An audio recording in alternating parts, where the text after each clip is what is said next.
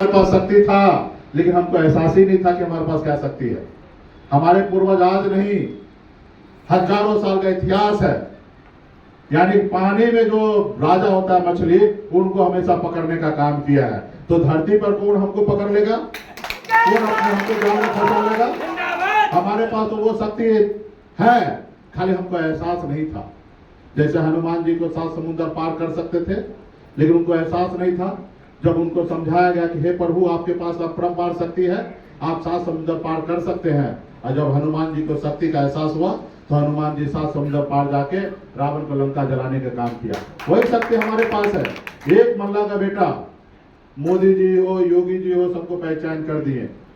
बिहार में आज एक समीकरण हमने खड़ा कर दिया है कि मुकेश सहनी जहां खड़ा होता है, वहां पे भाजपा को हारना पड़ता है। सिमरी बख्तियारपुर मेरे सामने में टकराया, उसको हारना पड़ा। बोछा में हमारे सामने टकराया, उनको हारना पड़ा।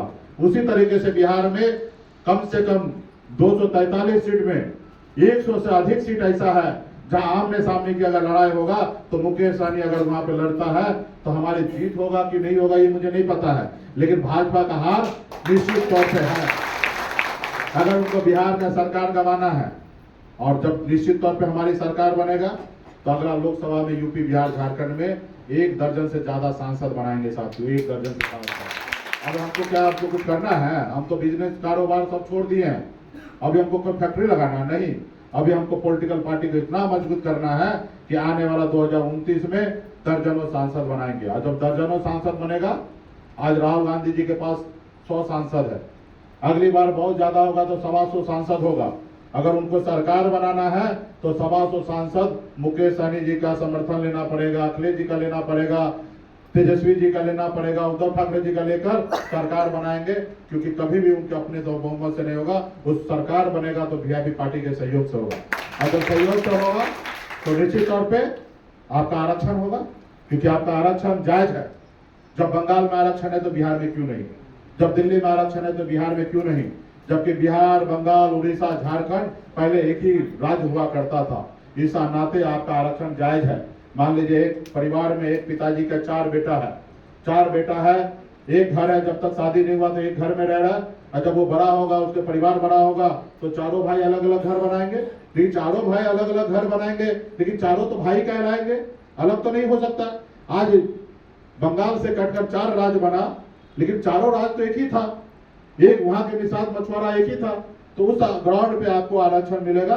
सिर्फ दिल्ली में आपका सरकार बने, और जो वो सरकार बने जिस सरकार को आप गिरा सकते और बना सकते, ऐसी सरकार बने। आपने देखा होगा स्वर्गीय पासवान जी एक सांसद का दम पर अटल बिहारी वाजपेयी जी का सरकार गिरा दिया था। झारखंड में एक सांसद के दम, विधायक के दम पर मधु कोरा साहब मुख्यमंत्री बन गए थे। आज बिहार में 4 विधायक के दम पर आप बिहार में सरकार बनाए, और आपके पास इतना ताकत था कि विपक्ष में जो थे वो आपको डिप्टी सीए, 4 मंत्री बनाना, एमएलसी 6 देना, उसको अलग पावर देने के लिए इतना बड़ा ऑफर दे रहा था। आप चुनाव में देखे होंगे 2020 में, अगर बिहार के राजनीति में सबसे बड़ा अगर कोई किंग मेकर था तो मुकेश सहनी और जीतन राम मांझी था। तो आने वाला समय में भी बिहार में चाबी वीआईपी पार्टी के पास होगा। आने वाला समय में भी कोई ऐसा पार्टी नहीं होगा कि अपने दम पर सरकार बना लेगा। आज जैसे चाबी नीतीश जी के पास है, भले 43 विधायक है, लेकिन मुख्यमंत्री वो बन रहे हैं। उसी तरीके से आने वाला समय में सरकार जो भी मुख्यमंत्री जो भी होगा, अब जो भी क्या मुख्यमंत्री तेजस्वी जी होगा, तो 2 नंबर कुर्सी आपके पास होगा, क्योंकि चाबी आपके पास है। उसमें कोई किंतु परंतु नहीं है। आपके साथ ईमानदारी से रहेगा, आप भी ईमानदारी से रहिएगा। आपके साथ गलत करेगा, आपके साथ सही से नहीं चलेगा, आपके एजेंडा पे नहीं चलेगा, आपकी बात नहीं मानेगा, तो आप भी उनकी बात नहीं मानिएगा। यही तो होता है पार्टनरशिप। जब तक मेल है, अच्छा है, तब तक पार्टनरशिप है। जिस रोज मेल खत्म हो गया, उस रोज पार्टनरशिप खत्म। तो आने वाला समय में अब बिहार में निषाद समाज को कोई इग्नोर नहीं कर सकता। ये ताकत आप और हम मिलकर बनाए हैं, और ये ताकत, ये सपना आपके पूर्वज ने देखा था। ये पूर्वज ने उस लेवल पे नहीं पहुंच पाया। आप खुशनसीब हैं, हम खुशनसीब हैं, कुछ जगह पे हम लोग पहुंच गए हैं। अब जरूरी है कि सपना को साकार करने का, कि कुछ महीना चुनाव का, 5-6 महीना चुनाव में है टोटल, उस समय तक अपने पूर्वज का सपना को साकार कीजिए, और एक बार आप राज्य का डिप्टी सीएम बन जाइए, 2-3 दर्जन विधायक बना लीजिए। फिर दुनिया में कोई माई का लाल नहीं है कि निषाद समाज को ऊपर से नीचे ला सकता है। 4 विधायक था, तब ने तोड़ लिया, लेकिन आने वाला समय में दर्जनों विधायक होगा।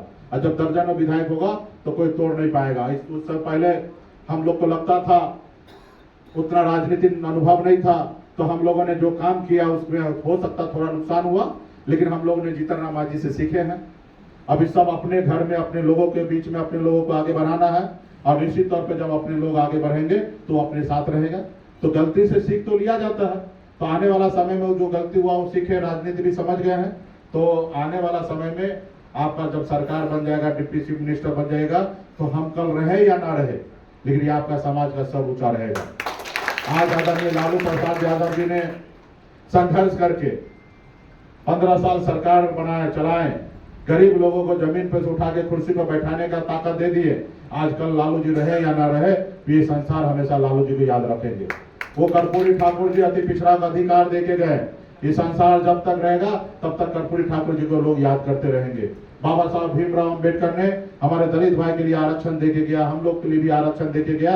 ये संसार जब तक रहेगा तब तक हम लोग उनको हमेशा याद करते रहेंगे। उसी तरीके से आप और हम कल रहे या ना रहे, लेकिन हम लोग अगर मंजिल प्राप्त कर लेते हैं तो आने वाला पीढ़ी जो है हम लोग को याद करते रहेगा कि हमारे आने वाला पीछे जो हमारी पीढ़ी था बहुत संघर्ष करके इस मुकाम तक आए हैं। आज आप और हम मानिए कि लालू जी ने कितना मेहनत किया होगा उस जमाने में, जो लड़ाई लड़के आपको और हमको इस मुकाम तक हासिल करवाया है।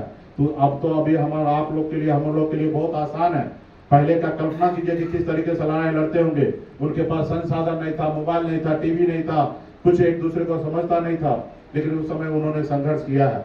अभी आपके पास सब चीज संसाधन है, तो आप संघर्ष कर रहे हैं, लेकिन आप जैसे वो लोग लड़ाई लड़कर जीते वैसे आपको भी लड़ाई लड़कर जीतना पड़ेगा, क्योंकि जब जीत जाइएगा